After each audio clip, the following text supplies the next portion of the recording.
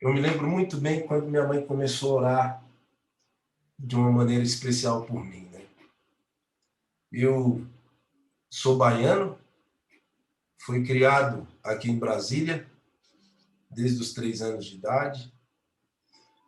A minha família veio para cá em busca de melhores condições. Nós fomos morar nas periferias aqui do Distrito Federal. Vínhamos morar numa cidade chamada Areal, não tinha muito asfalto. Depois fomos morar numa quebrada, tá? Você que não é de Brasília, quebrada significa bairro ou favela, né? Enfim, que era nova, era um novo assentamento, digamos assim, uma periferia. Fizemos um barraquinho de lona, caímos para dentro, né? Só benção. Depois meu pai ficou rico, construiu um barraco de madeirite, né? Aí a gente botou aquele chão batido, cor verde, que a minha mãe escravizava a gente para poder encerar com a mão e com o joelho. Não sei se você já passou por essa experiência na tua vida ou já colocou o teu filho para fazer isso. E a gente foi criado de maneira muito simples, com muita simplicidade, mas uma riqueza que minha mãe e meu pai me deu foi o evangelho do Senhor. Assim como a grande maioria das favelas e das comunidades no Brasil, grande maioria, são cristãos. As pessoas que vivem nas periferias, sabe? Tem mais igreja do que bar na favela, irmãos. Essa não é uma realidade minha, essa é uma realidade de muitos que estão vivendo hoje na periferia. E eu deixei de estudar na 5ª série, entrei para o mundo das drogas, para o mundo da criminalidade, comecei a viver uma vida desregrada longe do Senhor, deixei os caminhos de Deus, a igreja. Em 2006, comecei a ir as primeiras vezes preso. Tive 26 passagens pela Delegacia de Polícia Civil aqui no Distrito Federal. Tive 4 vezes internado no antigo CAS, que é o Centro de Prisão dos Menores. Passei por muita coisa. Hoje você está vendo um rapaz aqui de quase 30 anos, com 90 quilos, a pele está bem aqui trabalhada na Mary Kay, né? Na Natura, né, irmãos? Mas nunca, não foi assim, né? Não foi assim. Antigamente, bem magro, 70 quilos, drogas, bigodinho de ladrão de bicicleta, aquele bonezinho de couro na cabeça, as tatuagens pelo corpo, né? Aquela prata no pescoço, aquela prata nesses 3 dedos, andando sempre daquele estereótipo, naquele estilo. Esse que você já viu em algum lugar, essa era a minha vida, esse era meu cotidiano, né? E esquecendo-me das coisas que para trás ficam, eu quero falar do que passou, do que mudou, de como que Deus fez esse milagre na minha vida. A minha mãe nunca, nunca, nunca deixou de orar por mim. Era muito fácil eu falar aqui da minha vida e falar do meu cálice ou do meu Getsemane.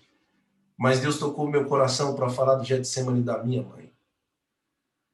A minha mãe orou muito por mim. Todas as vezes que eu estive presa, ela sempre me visitou. Todas as vezes que eu estive perdido, minha mãe sempre, nunca desistiu de mim. O mundo tinha uma sentença, talvez a sociedade pensasse coisas ou dissesse coisas que não valia a pena lutar, que não daria certo, que não daria para vencer. Mas quem vive uma vida de oração fala com o Pai que tudo pode. Tudo pode. Deus pode todas as coisas. Deus pode todas as coisas. E a minha mãe orando por mim, né? Sempre, sempre, sempre, sempre. E eu estava agora no semiaberto. Eu saía aos finais de semana. E nos finais de semana eu tinha a oportunidade de ir para casa, obviamente. E eu liguei para minha mãe do semiaberto e falei: mãe, agora eu estou aqui no semiaberto, vou começar a sair os finais de semana. Eu já tinha quase 18 anos nessa época.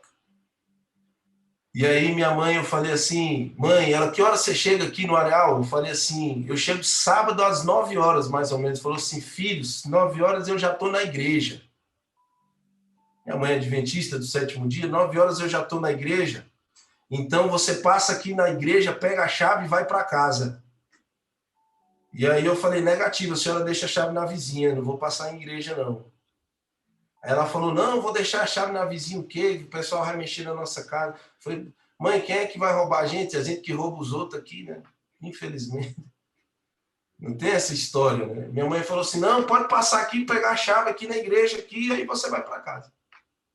Enfim, eu fui sábado de manhã pegar a chave, mochilinha nas costas, aquela tatuagem na perna, Mizuno no pé, aquela roupa folgada, aquele jeitão de ser, aquele jeitão de falar. Cheguei na porta da igreja, fui cumprimentar a mulher na recepção, a mulher deu um passo para trás, falou, vixe, né? Teve aquele impacto assim, né? Cara todo meio destrambelhado, aquelas roupas lá, todo igual um bandido. E aí ela falou assim, tudo bom? Eu falei, sim, eu queria falar aqui com a dona Manuela, aqui, minha mãe.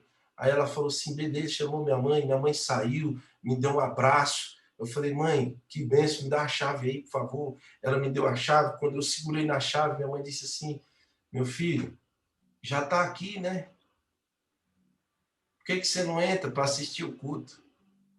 Aí eu falei, tá vendo aí porque eu não queria vir, mãe, para cá, pegar essa chave? Porque a senhora é sempre com essa conversa de ir para a igreja, não sei o quê, papapá, e vamos lá, e tal, e aquela coisa, aí uma chave, aí vem para a igreja, ela deu sabe? Eu não sei você, mas minha mãe tinha uma mágica, quando a gente era criança, quando a gente gritava, desrespeitava, ela tinha uma mágica de fazer a boca parar na nuca. Isso era uma mágica que ela fazia e endireitava os passos e os caminhos, né? Não sei como é que o povo cria os filhos hoje, mas hoje é meio né, o filho faz o que quer. Minha mãe criou a gente nos caminhos do Senhor. Minha mãe fez tudo certo, sabe? E quando eu estava saindo do crime, meu irmão estava entrando, e minha mãe dobrou as orações, porque o inimigo queria destruir a vida da gente, a nossa família. E aí eu peguei, entrei nessa igreja, tirei o boné, estava com o olho roxo, um momento muito de carinho e afeto que tinha tido no semiaberto lá. Eu entrei assim, o pessoal começou a olhar para mim, a igreja toda olhou para mim, e eu entrando assim, minha mãe gostava de sentar no segundo, primeiro banco, essas clientes que gostam de estar lá na frente assim. E aí eu tive que atravessar aquela igreja todinha ali, com minha mãe ali, e eu todo tatuado, daquele jeitão, aquele estilo, e os irmãos olhando, e eu já comecei a ter ódio no coração, raiva, porque eu pensei que os irmãos estavam olhando para minhas roupas, para o meu jeito de ser. Eu falei, esses irmãos preconceituosos, rapaz, esses irmãos de igreja é tudo problemático, se acha melhor do que os outros. Só porque está aqui na igreja, aqui, orando, buscando a Deus, se sente superior. E comecei a ter esse sentimento no coração. E aí eu sentei no segundo banco, assim, quando eu olhei para o lado, eu vi um anjo. Amém, irmãos? Eu vi um anjo, irmãos. A mulher mais linda da igreja estava lá. Um anjo do cabelo moreno e tal. E aí eu olhei assim, eu falei, meu Deus, que mulher linda, né? E aí eu olhei para minha mãe e falei assim, mãe, como é bom louvar o Senhor Jesus aqui na igreja, né? Aí minha mãe, é o quê, rapaz? Como é que é? Desconfiando, né? Porque eu não queria ir, agora estava querendo louvar Jesus. E aí eu falei assim, não, porque a igreja da mãe tá boa. Que ela falou, fala, o que foi? Eu falei, mãe, quem é aquela moça ali? Eu vou me casar com ela. E aí minha mãe falou, meu filho, o pai dela é policial militar, meu filho.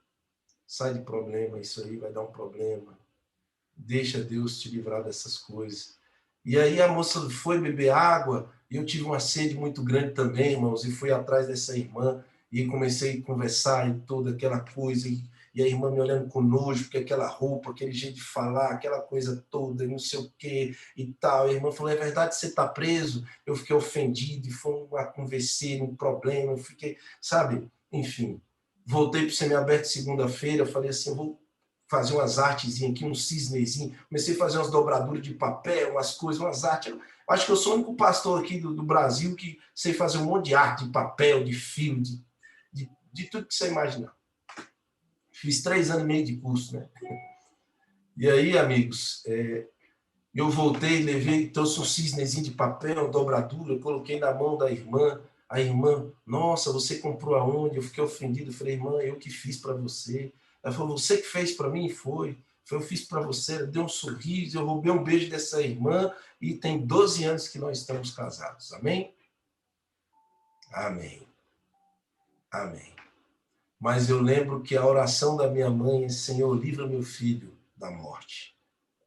E depois, a minha mãe mudou a oração dela. Ela fala isso para mim. Filho, eu já não orava para Deus te livrar da morte. Eu falei, Senhor, que no momento da morte dele, ele tenha a oportunidade de se arrepender. Porque para muita gente já tinha ido longe demais, né? E a minha mãe já orava assim, minha mãe já não queria saber da minha vida aqui, minha mãe queria saber da minha salvação. E ela orou, e orou, e orou, e o Getsemane da minha mãe dura até hoje, porque até hoje meu irmão está preso. E olha só, de 2006 para cá, a vida da minha mãe é um Getsemane de oração. É o Getsemane, e ela tem orado, e Deus transformou um preso num pastor, porque minha mãe orou.